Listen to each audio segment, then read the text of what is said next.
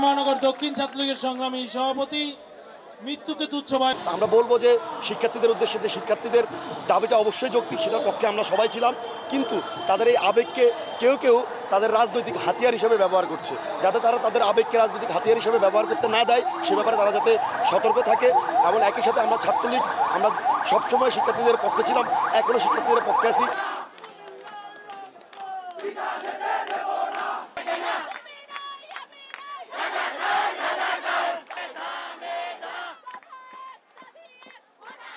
তো বাংলাদেশের বর্তমান পরিস্থিতি যদি আমরা দেখি, বাংলাদেশে এখন মনে হয় না কোনো মুক্তিযুদ্ধের ছেলেমেয়ে চাকরি করার বয়সে আছে।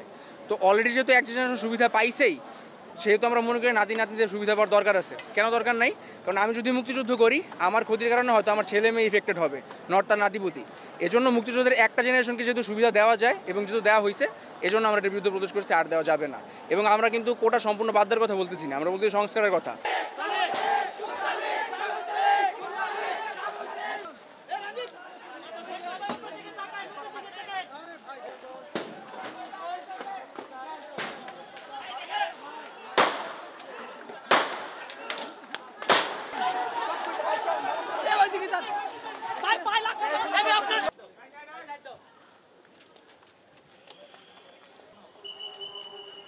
ভাই দেখেন ভাই, সবাই ছবি তোলেন।